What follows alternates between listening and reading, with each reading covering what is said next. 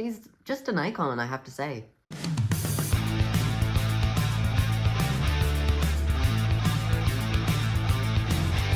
Wow, what's up, rebels? My name is Leo, and I am one half of Leo and Willy. We are engaged, we are queer. Slay! And today I'm going to be telling you guys about 3 different trans people from history who you've never heard of. Now, of course, there is a chance that some of you rebels out there are going to know at least one or maybe even all of the people that I talk about today. If that's you, feel free to brag about that in the comments and let us know who you already knew about and who you learned about today. But whether you know this history or you're hearing it for the first time, I think it's always a good thing to hear about and talk about our community's history. So without further ado, let's get into it. Gay agenda, gay agenda, gay agenda. Gay agenda, gay agenda, gay agenda, gay agenda. The first on our list is Roberta Betty Caldwell. Born in Croydon, UK on April 18th, 1918, Roberta was the youngest of 3 children born to parents Major General Sir Ernest Marshall Cowell and Dorothy Elizabeth Miller Cowell. At the age of 16, Roberta left school to work for the company General Aircraft Limited, where she worked as an apprentice aircraft engineer. However, she would very shortly after leave to go and join the Royal Air Force. Here she would become an acting pilot officer in 1936. She began her training, but she was unfortunately discharged due to air sickness. After she returned, she began studying engineering at the University College London, or UCL. This was also the year that she began motor racing. And when I say begin, she was bodying the sport. In her first year, she would end up winning her class at the Land's End Speed Trial. Now, y'all, the way that she actually got into speed racing is pretty impressive in itself. She actually started by sneaking into the places where cars were getting serviced at the Brooklands racing circuit. She would just show up in mechanic's overalls and offered to do anything and everything that was needed. She steadily worked her way up and put herself forward through the field with her amazing work ethic and passion for the sport. And by 1939, she owned 3 cars, and she had competed in the 1939 Antwerp Grand Prix. In June of 1941, Cowell would end up marrying fellow UCL student and racing enthusiast Diana Margaret Zelma Carpenter, with whom she had 2 children. Sadly, their marriage was not a happy one, and they would end up separating in 1948. After separating from her wife, Cowell experienced an ongoing battle with depression. She began seeing multiple psychiatrists, but was struggling to find a diagnosis that felt right for her. That was until she came across a physician who had a, quote, less orthodox approach. This physician would help her to eventually come to realize that her psyche and her subconscious was inherently feminine or female. But seeing this physician and getting this diagnosis would help her to ultimately accept herself and go down the path of living her truth as a woman. By 1950, she would begin undergoing HRT through estrogen pills. However, she was at that time still presenting and living her life as a man. She would come to know Michael Dillon, another trans person from history. He was a British surgeon and the first ever trans man to undergo phalloplasty. The 2 became close friends, and in 1951, at the age of 33, Roberta Cowell would become the first known British woman to undergo gender-affirming surgery.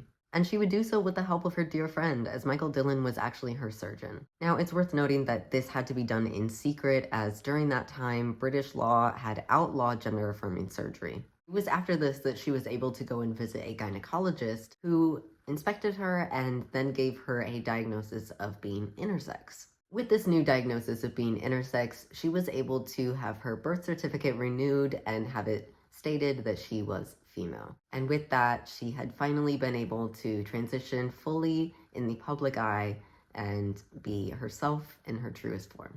Throughout her life, Roberta was a force to be reckoned with. She saw what she wanted, and she did everything to make sure that she obtained it. She's just an icon, I have to say. Up next on our list is Dr. Alan Hart. Born in 1890, Dr. Alan Hart was an American physician, radiologist, tuberculosis researcher, writer, and novelist. He was a significant figure within his field, and he became known for pioneering X-ray photography technology to diagnose tuberculosis. At sometime around 1917, he became the first ever man to undergo a hysterectomy in the United States.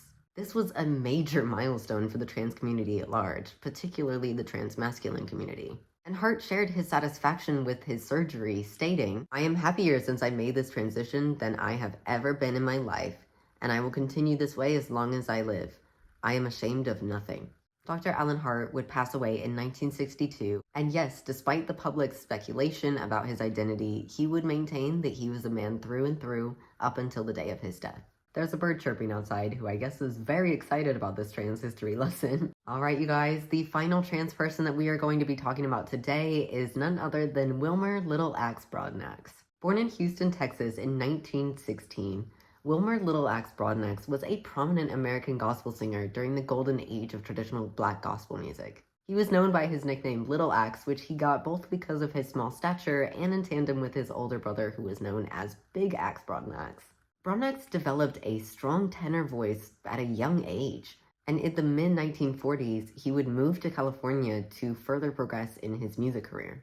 And boy, did he progress. By the 1950s, Broadnax was performing with one of the most impressive gospel quartet lineups in history, the Spirit of Memphis Quartet. Then later in the 1960s, he would branch out to form his own group called Little Axe and the Golden Voices. He would retire from touring shortly thereafter. However, he did still find time to record songs with none other than the group The Five Blind Guys of Mississippi. And because of this, his music career would continue into the 70s and 80s. Broadnax's life would sadly be cut short when he was killed in 1992 by his lover, Lavina Richardson. Now, the story of how this happened is as follows. Leading up to the stabbing, Broadnax would allegedly see his lover in a car with another man. Now, I am not in any way condoning the way that he reacted to this situation, but this is what happened. He decided to bump his car into that of the other man and approach the car to drag out his partner from the vehicle. He would then go on to threaten his partner with a knife, unfortunately, but he was disarmed by a bystander. It was at this point that Richardson picked up his knife and stabbed him 3 times. Broadnax sadly did pass away from these injuries several days later on June 1st, 1992. Now, while his close family members were aware of his gender identity, the general public had no clue until after his death. The revelation of him being trans undoubtedly caused a lot of drama within the gospel community, and there was a lot of controversy about it. I mean, we know how things are today, and especially during that time, the idea of a trans man being connected, or any trans person being connected to the church, and being so heavily revered as a gospel musician was just completely unheard of. Despite the backlash, his legacy continues to live on today, and people still hear his music in gospel circles. Alright you guys, that was 3 different trans people from history who you may have never even heard of until now. If you like this video, let me know. If you learned something, feel free to comment down below and let me know what you learned from this video. Also, like I said before, if you already knew some of these people, I would love to hear what you guys know. If you have any other fun facts about these people, that would be really great to share. So please do leave a comment down below. Also, if you're new here or you haven't yet, please do subscribe and hit the bell so that you don't miss anything from me or my partner, Willy. Also, if you haven't yet, go and check out our Discord where all of the rebels can chat about art, drama, happiness, sadness, anything and everything. It's all there for you guys, and we love to see y'all interacting with each other, and me and Willy are there too, so come say hi. We love you guys. The Rebel Army is growing strong and fast every single day, and we just love every single one of you. So thank you for being here, and thank you for watching. All right, you guys, you know what time it is. Drink water, eat carrots, and Willy will see you in the next one. Mwah, goodbye.